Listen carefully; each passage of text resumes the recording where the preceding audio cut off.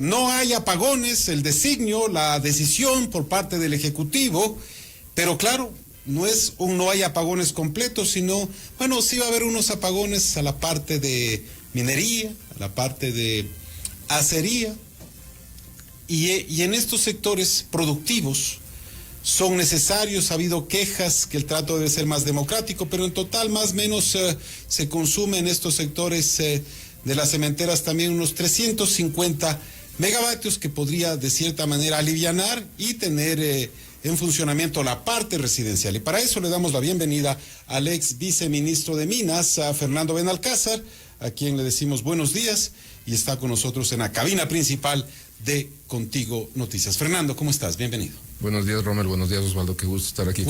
Wilson, perdón. Estar aquí. Pero también soy Osvaldo. Wilson Osvaldo, Moposita Garcés. Claro, pero yo creo que me confundió con otro colega. Menos mal no te pero bueno, Wilson también Osvaldo. Soy Gloria, vas a decir. No, en absoluto.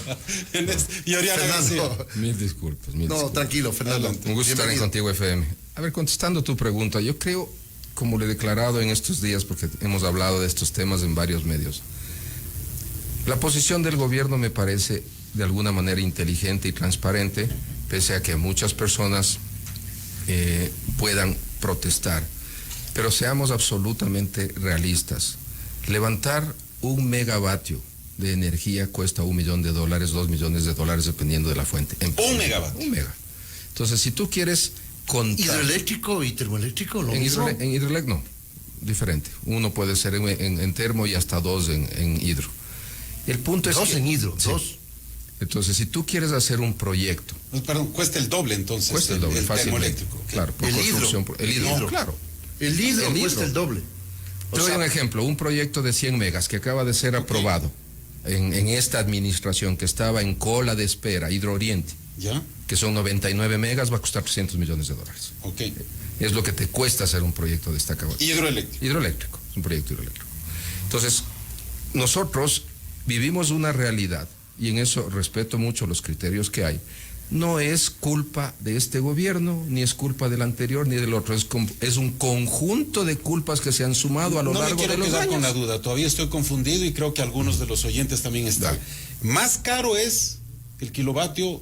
No, termoeléctrico. El costo general. Yo sé, la construcción, pero para tener la clara la idea. ¿No? Claro, es más caro porque si tú partes del hecho, en el caso específico que estamos viviendo en el Ecuador, que ya tienes un parque termoeléctrico instalado, construido, en este momento hay que hacer mantenimiento, cambio de piezas, trabajar sobre eso y proveer lo que se requiere para que puedas generar. Eso es mucho más barato al momento. Más barato. Que si construimos proyectos 0 kilómetros. Pero inversamente proporcional. Pero no, la generación, o sea, el kilovatio de hidroeléctrico es más barato. Claro. Pero la construcción del aparato que va a generar es mucho más caro, porque la inversión, aunque es más, es digamos, permanente, y vas a utilizar el recurso del agua, que no te cuesta. En lo termoeléctrico, en cambio, ocupas el combustible. ¿Qué te cuesta? Que no tenemos aquí para producir y que importamos. Es decir, está perfecto. Ahí ahora sí estamos claros. Agradezco mucho. Didácticamente y en pizarra, señor, con plastilina. Por favor. Qué divertido. Entonces, de la noche a la mañana había un faltante de 1,400. Que este gobierno transparenta y dice, señores, en estas circunstancias recibo yo en noviembre el país. Y recibe con el apagón, si cabe el término. Y yo creo que es loable que ellos salieron al aire y dijeron, señores, tenemos un serio problema y vamos a tener que actuar sobre él. Y no podemos desconocer que han hecho cosas bastante interesantes, y te puedo citar algunas de ellas de aquí a poco, pero voy a responder primero a tu pregunta. Entonces, cuando ellos toman una decisión, puede ser política, que dijeron en diciembre, puede ser duro lo que hemos vivido de septiembre a diciembre en los apagones, y dicen, de acuerdo a lo que hemos logrado hasta la fecha, prevemos que antes del 31 de diciembre, no va a haber más apagones, beneficiando a la gente común, a ti, a mí, a todos, a los que no tenemos el megaparque industrial que los que van a votar. Y también, indiscutible, no podemos negar, sería... Claro, hay que poner todo, Entonces, dice, vamos a hacer eso, y sacrifica a los AB1, AB2. AB1, alto voltaje 1, alto voltaje 2. Entre los alto voltaje 2 son los mayores consumidores. Está la petrolera del Estado, están las dos empresas, las aceras de acería y las dos mineras. Las cementeras también. Esos son AB1. Consumen perfecto. Un poco menos. Ahí están 3 cementeras. Pero son hornos gigantescos, claro, para fabricar cemento. La ministra, ¿no?, sale públicamente, y en eso yo felicito a la ministra Manzano. Está dando la cara. Que da la cara con una tranquilidad, y a mí me da confianza, y eso le pasa a la mayoría de las personas. Y con una candidez, además, es bastante dulce, digámoslo así, ¿no? Sí, coge y dice, esto está pasando, señores. Yo no firmé los contratos de Progen, están haciendo tonteras. Por eso ya les he puesto multa, como dice sanción. La ley, sanciones. Llevamos ya casi $1 millón en sanciones. 900,000. Entonces, eso es chévere desde el punto de vista del usuario común, de la persona. Que te digan la verdad, aunque duela. Que te digan la verdad, aunque duela. Y ella dice claramente, ahora vamos a hacer un sacrificio, y pedimos a las cámaras, pedimos a los industriales, me he reunido con ellos, que nos den un break y dejen de consumir la cantidad de potencia que lo están haciendo. 350 megavatios. Yo creo que es más. Ok. Yo creo que es más. Solo te doy un ejemplo. Mina Mirador, capacidad necesaria son 80 megas, solo una mina. Y tú recuerdas lo que la ministra dijo el 16 de octubre. Yo estuve ahí físicamente en Radio Democracia esperando mi entrevista, y estaba delante mío. Señores, les he dicho al presidente ejecutivo de Mirador que a partir de hoy al mediodía, de mañana al mediodía, me cortan esa demanda de 87 megas. Y es la única forma. Y ahí eso pone sobre el tapete otros aspectos que también nos podemos tratar, que es la de autogeneración y los compromisos contractuales, que en el caso de Ecuacorriente, la tenía empresa... que hacer una represa. Exacto. Tenía que autogenerar 119 megas. En el 2012 firma el contrato. Vamos, 2024. Pero después dijeron que no lo iban a hacer, pues. Fueron jugando, pasándose la pelotita en términos sencillísimos. En el 2017 le dijeron a su gran ministro en su momento, Javier Córdoba, no vamos a hacer. No le contestó nunca el señor ministro, nunca modificó el contrato. Hicieron lo mismo conmigo, intentaron hacer. No hablamos del tema nunca y le dijimos, este no es un tema a discutir, usted en el contrato se cumple. Claro. Salí yo a las 2 semanas que se leyó, presentaron un oficio al ministro René Ortiz en octubre del 2020 pidiendo... Pero fue reciente un evento, ¿cómo se llamaba la anterior ministra de Ambiente que salió? ¿Te acuerdas el nombre, Wilson? Fiji. Ella estaba en un evento de Ecuacorriente y ahí ratificaron. Correcto. Que no iban a hacer la represa. Porque en el gobierno de Guillermo Lasso lograron llegar a firmar un acta de acuerdo de las partes, prerequisito para hacer la adenda del contrato. Y eso en este gobierno... Una adenda que especificaba que ya no era responsabilidad construir una central de generación para poder autoabastecerse. Correcto. De eso estamos hablando. Eso estamos hablando a cambio de invertir 650 millones más para expandir la mina. Chévere, yo te ofrezco 650, pero yo dejo de gastar a valor presente 300 millones en la construcción de la central hidroeléctrica y quedamos de amigos. Eso lograron con el gobierno de Guillermo Lasso. ¿Y no hicieron la parte de transmisión? Espérame un ratito. Ya. Entonces, eso logran y dejan firmado en julio del 23. ¿Por qué el ministro de Guillermo Lasso no les firmó la adenda? ¿Por qué? Porque el que ponga una firma en eso se encuentra con Contraloría mañana. Pero llega este gobierno, esta administración, y dicen, señores, qué bueno que hayan firmado exacta de las partes. La adenda no está consumada, no hay una modificatoria del contrato, yo no les acepto. Llega esta viceministra, llega esta viceministra Illescas y les dice lo mismo. Llega la ministra Manzano y les dice, señores, hay obligaciones contractuales peores en estas circunstancias. Hablabas de la transmisión. Sí, la transmisión se hizo en el 2019. 56 millones de dólares. Es una línea de transmisión que va desde desde Azuay hasta Morona, Santiago. Eso lo hizo Ecuacorriente. Eso lo hizo Ecuacorriente y lo hizo Fruta del Norte, porque era requisito contractual construir la línea de transmisión Taday, Bomboíza y a cada una de las minas. Ajá. Y eso era parte del acuerdo. Y aquí, ok. O sea, no era esto a cambio de la represa, sino... No. Eso era parte del acuerdo. E inclusive en el contrato de Ecuacorriente dice blanco y negro, una vez construida la línea de transmisión, 120 kilómetros de línea de transmisión, 56 millones de inversión. 120 kilómetros. 120 kilómetros. El Estado tiene la obligación de proveer 5 años, hasta octubre, noviembre del 2024, la energía eléctrica. ¿A 5 centavos? A cualquier precio. Recuerda que lo primero que se les modificó en este gobierno también, que fue la primera bandera roja que tuvieron las mineras, fue el ajuste a las tarifas y eliminar los subsidios. La Cámara de ellos nunca aceptó que eran subsidios, cualquier nombre que le hayan puesto, muy bien, pero subieron. Pero eso estaba bien a su criterio, Fernando. 100%. O sea, tú tienes que hacer los negocios con valores reales y transparentes. Yo no puedo vender un producto o un servicio si alguien me oculta a mí y me da descuentos. Y el beneficiario final, no es que gane el beneficiario final, sino que yo termino ganando más. Entonces, terminando la respuesta. En cambio, la mina Fruta del Norte, desde el día de su contrato en el 2016, dice claramente que el Estado le proveerá el servicio público de electricidad. Hay que hacer esa gran diferencia. Ya. En el uno hay compromiso de construcción de una central de generación y en el otro el Estado se compromete a entregarle energía y que eso va a ser siempre. La única salvedad que ponen ahí es que si llegaría a costar más de 10 centavos el kilovatio hora, hablando de precios, el Estado tiene el derecho de elevar el precio, pero también en el contrato establece que la empresa considerará un factor de corrección económico al contrato. Es decir, para compensar. ¿Por qué condiciones diferentes? 4 años de diferencia, mismo gobierno, mejores equipos de negociación, primer contrato que se firmaba en el Ecuador de minería a gran escala, apenas hay 3 contratos firmados de minería a gran escala en el Ecuador. ¿Fruta del Norte? El primero fue Ecuacorriente. Ecuacorriente, 2012. Claro. 2016, Fruta del Norte. El tercero y último es firmado en esta administración para el proyecto Cascabel con Sol Gold. Esto queda en Imbabura. Ese dicen que es el yacimiento más rico que tiene. Es uno de los grandes descubrimientos plata, en la y que región. Tiene cualquier cantidad. Sí. Es una locura, ¿no? Es un proyecto fantástico que lo veremos, si Dios quiere, en producción hacia los años 30, 31, pero justamente las circunstancias son interesantes. Se está negociando, se está conversando en medio de esta crisis energética, los apagones es un factor que influye y en el contrato se establece claramente que sus necesidades de potencia, aproximadamente 240 megas, serán autogenerados y provistos, incentivando aquellos proyectos hidroeléctricos y fotovoltaicos que haya en el país y en los cuales la empresa invertirá y será parte.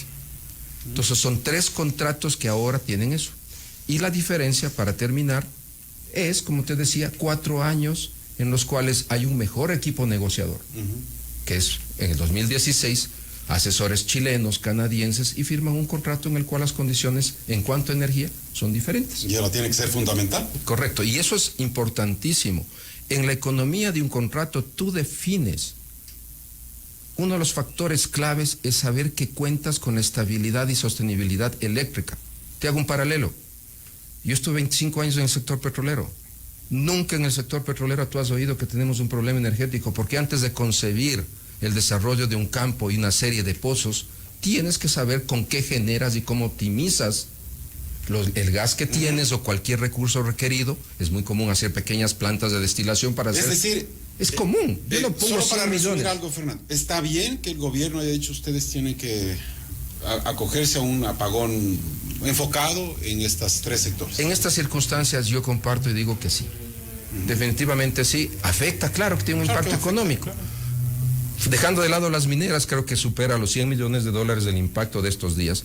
Pero yo creo que operativa e inteligentemente las empresas pueden encaminar actividades de mantenimiento, vacaciones apagadas de los trabajadores, cualquier forma de manejar ese break de 15 días, ese tiempo de 15 días, para que no sea una pérdida total. Con la esperanza de que llegue el inicio del 25, se consoliden todos estos contratos que en la entrevista anterior ustedes conversaban, que entren ya en generación en el tema termoeléctrico y algunos hasta en el tema hidroeléctrico. Y con eso puedas tener suficiente energía que dé la estabilidad de arranque. No es la solución al problema. Seamos absolutamente realistas. Haber llenado un hueco de casi 1.400 megas es un hueco tenaz, y en eso hay que resaltar que a este señor, a este gobierno, le tocó bailar con la más fea de los problemas, que era esta necesidad energética. La más fea. La más fea de los problemas. Yo no quisiera estar en el gobierno y que tengamos energía, apagones de energía después Pero fue un descuido, digo yo, aparte de la acumulación de errores. Fue un descuido o la falta de oportunidad de tomar medidas, porque el presidente, al parecer en campaña, estaba perdido. Digo desde mi modesto criterio, porque en el debate dijo, esto no es problema de generación, señores, esto es problema de transmisión. Y después de unos pocos meses se dio cuenta de que estaba equivocado, más allá de que no ha asumido públicamente el error, pero era problema de generación, Fernando. Wilson, en el debate y en la campaña dicen todo. Acuérdese que también dijo que no era ningún problema que el ITT lo cerremos. Claro. Cerramos el ITT y vea cómo estamos viviendo la situación económica y la caída de la producción que tenemos, la peor crisis petrolera que también le tocó bailar al señor. Pero es que lo que pasa es que no sospechaba que iba a ganar la presidencia. Fernando, perdón que le diga, llega por accidente, y digo con el respeto que se merece el señor Daniel Noboa, porque le asesinan a Fernando Villavicencio. Yo creo que es un factor preponderante el asesinato de Fernando. El tema del desenvolvimiento en el debate me parece que es secundario, que aportó de todas maneras, pero lo que dispara la posibilidad de llegar a una segunda vuelta fue el asesinato de Fernando Villavicencio, sin lugar a dudas. Si es que Fernando asistía a ese debate, otra habría sido la suerte del Ecuador, digo yo, Fernando, no sé si me equivoco. No, yo coincido con usted, hubieron una cantidad de factores tan importantes como esos, y eso de alguna manera pone en perspectiva lo que se ha dicho. No había un equipo de profesionales que esté listo para tomar estos roles tan críticos, tan sensibles, y ahí quiero destacar algo, yo que lo viví. El sueño de mi vida siempre fue llegar a ser la máxima autoridad de cualquiera de las áreas que yo he trabajado. Y una cosa es llegar allá. Pero usted ya cumplió el sueño. Cumplí el sueño y le digo una cosa, no regreso pero ni no loco.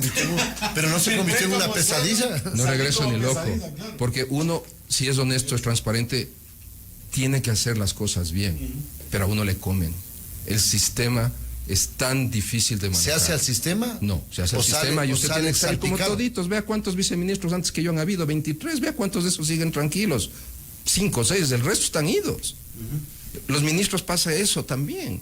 Entonces es tan sensible, tan difícil este tema, que no hay quien te acepte un puesto. No hay quien te acepte un puesto. Así de sencillo. Bueno, es un reto. Oriana va a aceptar el reto de lanzarle una pregunta frontal y directa. Oriana García se encuentra aquí con nosotros y se incorpora al diálogo. Buenos días. Buenos días, Oriana, Fernando, qué gusto. En este contexto que vienen comentando, la donación de 80.000 cocinas de inducción embodegadas desde 2014, ¿es positiva o electoralmente conveniente para el presidente Noboa? Ay, ¿qué le diré? Venía escuchando la entrevista anterior y decía, ojalá no me hagan esa pregunta porque qué complicado. A mí me sorprende, si ves la noticia pública, $10 millones gastados en 10 años en almacenaje. En almacenaje. ¿Y quién paga? Pagado Selec. De bodegaje. Selec es el dueño. O sea, todo es Selec. ¿Por qué será, no? Es que es una fuente de generación de recursos. Pues. $10 millones solo en bodegaje. 60 millones, 80 millones en adquisición de las estas. 8 millones pendientes de deuda con las empresas ecuatorianas que apoyaron al gobierno de turno en la fabricación y demás. Políticamente supongo que es una jugada inteligente, que la habrán analizado al revés y al derecho, porque si a mí me vienen a ofrecer la cocina de inducción, yo no la instalo en mi casa.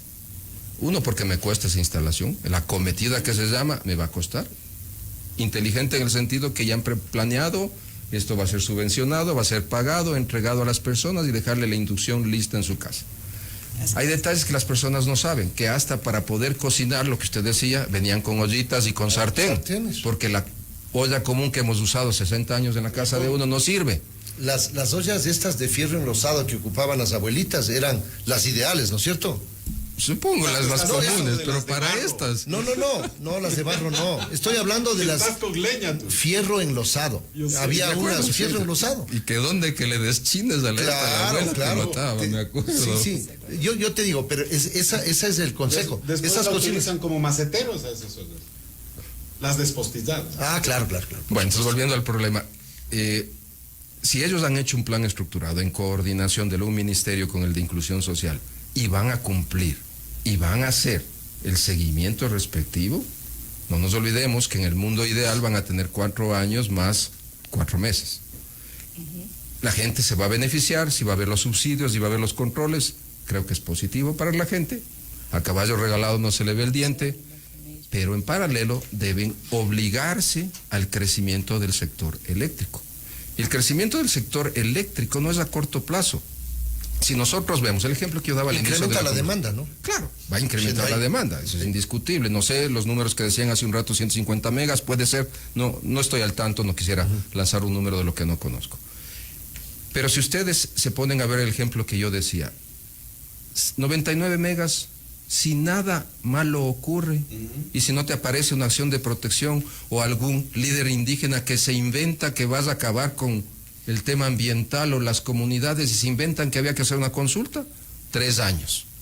Si estamos hablando que tú tendrás una central que te aporte una chiquita de 99, y digo chiquita frente a la demanda, de aquí a 3 años. ¿Cuál es el déficit ahorita, Fernando?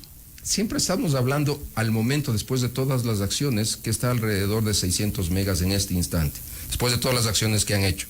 Y en eso sí hay que felicitar a este gobierno, y me criticarán mucha gente por lo que voy a decir. El proyecto Toachi Pilatón, ¿cuántos años parado? 14. Y se mataban en la mediación. Y si es que no se logra un acuerdo extrajudicial, seguíamos. Y con dinero, ¿sabe de quién, Fernando? De los jubilados, claro, de los afiliados. Es el gran Instituto Ecuatoriano de Seguridad Social. Ojalá le paguen algún día. Ahora sí le pueden pagar con generación, pero... Que no le paguen con indiferencia, nada más, ¿no? Esa mediación, ¿cuántas veces estuvo parada hasta que llegue este gobierno? Con una habilidad, desconozco los términos, pero sí se comprometen las partes a buscar que la constructora y que las empresas de origen ruso participen en todos los procesos públicos que hayan de construcción de nuevas centrales hidroeléctricas, un acuerdo de pagos, ¡pum!, entró en generación. Entró en generación en enero. 68 y en enero 254. Hasta 254 megas. Eso hay que resaltar. O sea, ese tipo de cosas. Aplausos, ¿no? Lo hacen bien. Decisiones. Exacto. Toman decisiones, ponen una ministra encargada que en el tema ambiental es excepcional, es una ministra de primera. Yo he tenido la oportunidad de trabajar con ella en varios proyectos, pero por ese temple y esa confianza le dicen, hazte cargo de energía y minas hasta pasar el acabón. Hasta pasar el acabón va a terminar saliendo con el presidente o ratificándose con el presidente en mayo, pero porque toman decisiones y porque comunica y porque es transparente y es sensible. Y hay muchos que se preguntan, ¿dónde estará el señor Arturo Félix Wong? Porque dicen que es el responsable de estos contratos con Progen. Y Arturo Félix Wong, hay que recordar, ahí sí interrumpió el programa a Osvaldo, al que usted se estaba acordando. Entonces, le interrumpió el programa y dijo, ¿de qué me está hablando? No hay apagones, y no van a haber apagones. Y eso lo sostenía a pocos días de que se produzcan los primeros apagones en septiembre.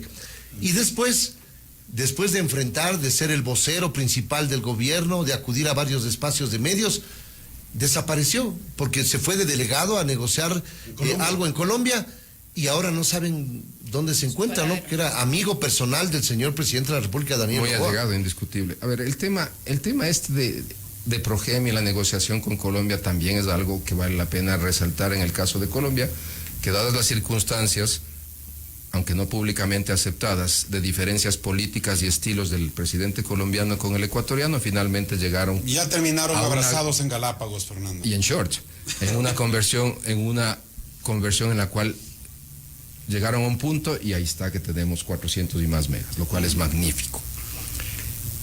El tema puntual de la falta de energía retrasa a un pueblo. Un país que no tiene energía es un país que se va al tarro. Veamos Colombia y veamos Perú, ¿qué tienen en común? ¿Por qué no tienen apagones?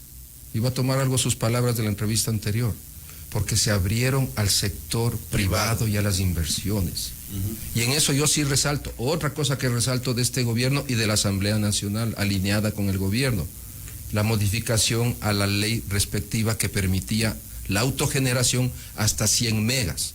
Para generación que tiene unas condiciones, estaba permitido 100, pero es económicamente, porque todo de subvencionado no es atractivo para nadie. Quitar el límite. Ideal, pero seamos realistas. Pero las tarifas no permiten la recuperación de la inversión. Entonces, por eso es que nadie invierte para generación. En cambio, en autogeneración las tarifas son más privatización flexibles. Es satanizado. Usted dice privatización o concesión, y ya saltan los señores del Frente Unitario de Trabajadores, y el señor Leonidas Issa va a salir a decir, señores, un ratito, está prohibido que áreas estratégicas estén sujetas a privatización, y la Constitución lo dice taxativamente. ¿Cómo sale de este marasmo? La Constitución del 2008 es la base del problema en el que estamos. a diferencia de Colombia y Perú, insisto, donde transmisión, generación, le permiten, y distribución, les permiten perfectamente ir al sector privado. Inversionistas número 1 de Italia, vaya y vea cómo en Lima el servicio de luz es excepcional, pero está en manos privadas. Y eso implica no subsidios. Por eso creo yo que tarde o temprano tenemos que ir transparentando el tema de los subsidios. Que este gobierno ya ha dado 2 indicadores interesantes. Las gasolinas ha dado indicadores como transparentar para ciertos sectores en la tarifa eléctrica. Pero si nosotros no nos abrimos al mundo de la inversión del sector privado, el sector privado es rico y el sector privado necesita la energía. Hay grupos de poder en el país, de poder económico, no me refiero de otra manera, que para poder continuar creciendo y abasteciendo bienes y servicios que todos consumimos, han invertido en los últimos 6, 7 años, en el sector eléctrico y pueden manejarse. Entonces yo creo que ese es algo que tiene que mejorar. Hoy día la ley te permite autogenerar hasta 100 megas, por eso es que salió lo de Hidro Oriente, pero no es que había una fila de inversionistas esperando. Tal vez habrá 1 o 2 más que probablemente presenten solicitudes de permisos que se llaman títulos habilitantes en los próximos meses, pero es apenas 300, 400 megas. Entonces tenemos un hueco que tapar y ese hueco solo será a través de la inversión privada. Ahora, Fernando, ¿debe existir un modelo de autonomía energética establecida para futuras contrataciones de aeroconsumo eléctrico como el minero o petróleo? Claro, indiscutible. Lo que tomábamos el ejemplo de los 3 contratos. Y el próximo contrato que se va a firmar en este gobierno, que la ministra Manzano anunció que lo hará en los primeros días del 2025, del 4º contrato de explotación minera para el proyecto Cangrejos en el sur del país con una empresa canadiense, también establece el tema de autogeneración y abastecimiento. Porque es lógico, nadie pone 100, 500, ni 1,000, ni 2,000 millones de dólares, dependiendo que papá Estado sea maravilloso, que es un pésimo administrador de naturaleza, y me provea la energía. Yo ni loco, como presidente, gerente de una empresa. Pongamos un ejemplo así tan doméstico. Cuando usted construye un edificio como este, le obligan a tener una planta de generación para que funcione el ascensor, para que no se queden atrapados los usuarios. Claro. Cuando deberían hacer los gobiernos autónomos descentralizados, ubican un espacio para un parque industrial, porque ellos son los que establecen la utilización de la tierra. Lo lógico es que deberían exigirles que tengan una planta de autogeneración, para que no dependan exclusivamente del sistema interconectado. Y en el caso que estamos analizando, esa debe ser una obligación, porque... Pero las mineras la tienen. Las mineras, pero no todas, porque estamos hablando de que hay contratos en que el Sistema Nacional Interconectado provee de la energía y una energía adicionalmente subsidiada, pues, Fernando. A ver, el subsidio en el caso de las mineras se transparentó. En el caso de las otras áreas, desconozco. Cementeras y acerías. Cementerias y acerías, no sé cómo sean los contratos de inversión con el Estado, pero algo que hay que tener en cuenta es hasta un punto, si tomamos de referencia un edificio, por ejemplo. Un edificio, usted pone un generador, el generador tiene capacidad de abastecer al edificio de 10 departamentos. ¿El centro comercial? Temporalmente. Temporalmente, vamos allá. Un centro comercial, vaya a ver lo que tienen instalado, para las 2, 3, 4 horas que necesita, lo instalan. Eso cuando usted tiene complejos industriales, como el parque industrial que hace referencia, o una mina que va a demandar 20 megas u 80 megas, no es fácil de tener autogeneración, a no ser que haya una concepción de ingeniería desde el inicio. Le doy un ejemplo, Fruta Mirador tenía una capacidad de emergencia instalada de 4 o 5 megas, hoy día está con 10 megas, pero ha tenido que hacer lo que se llama una propia isla para poder ellos autogenerar, autoabastecerse. Pero debe estar presupuestado en el giro del negocio, porque 100%. verá, si mañana usted es el alcalde y yo soy su amigo, y le digo, oye, Fernando, ayúdame a declarar este espacio como sector industrial para...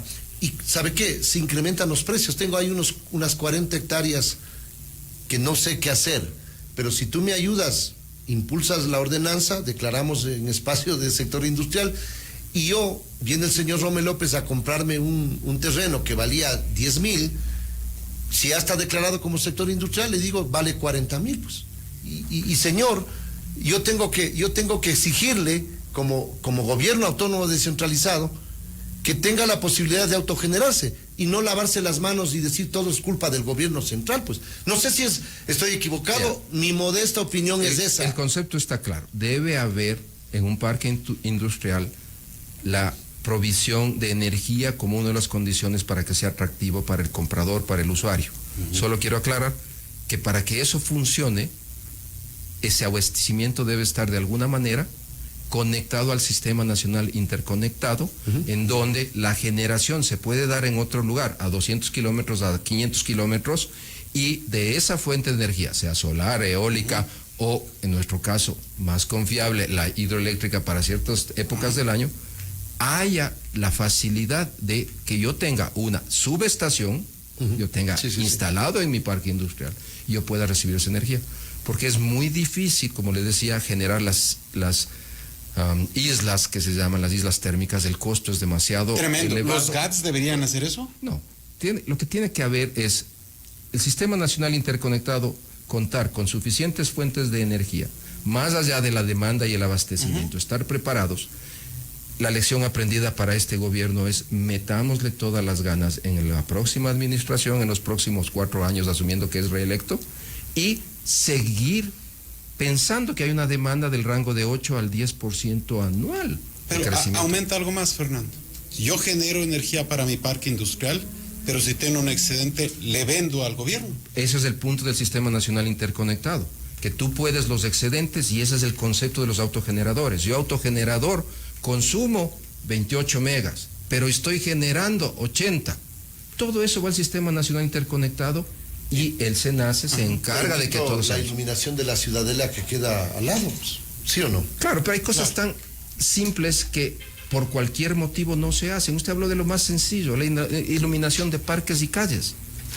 ¿Cuántas empresas de origen asiático que han sido absolutamente exitosas, Corea específicamente, ha propuesto a los gobiernos de turno hacerlo? El marco regulatorio no lo permite. O no hay negocio. Exacto. Porque también puede ser eso, ¿no? Porque cuando hay creo que hay consumo. Pero cuando hay la posibilidad de recibir por debajo de la mesa, porque eso hay que decirlo, ahí se abren los ojos como faroles, pero si no hay esa posibilidad de que te den un cariñito, obviamente dicen, no, pues o sea, ahí no es conveniente, no es factible, y se pone cualquier tipo de tropiezos. No sé si estoy equivocado. Y aumento eso solo para finalizar, Fernando, ya se nos acaba el tiempo y está el próximo invitado ahí en línea. Todavía seguimos dependiendo de San Pedro entonces, ¿no? Claro. Seamos realistas, marzo, abril puede ser la gran diferencia. San Pedro y San Petro. San Petro es casi Dios ahorita para nosotros, no solo Santa Coca. Con las dos velitas. Santa Coca Codo Sinclair. Coca Codo Sinclair es el que te da el abastecimiento instantáneo de la energía mientras haya un caudal suficiente. San Pedro en marzo, abril nos dará lluvias. Entonces es difícil vivir y hacer planes de negocios e inversiones, y en eso me solidarizo con toda la industria. Y Santa Inés Manzano en el buen sentido, para que siga tomando decisiones firmes, ¿no? Bueno. Es complejo. Santa Cachucha, terminó el tiempo. Nos vamos a despedir. Muchas gracias, Fernando. Muy amable. A ustedes por la invitación. Gracias. Fernando Benalcázar, ex subsecretario, viceministro de Minas y conocedor del tema energético, ha estado con nosotros. Nos vamos y regresamos con más información. Esto es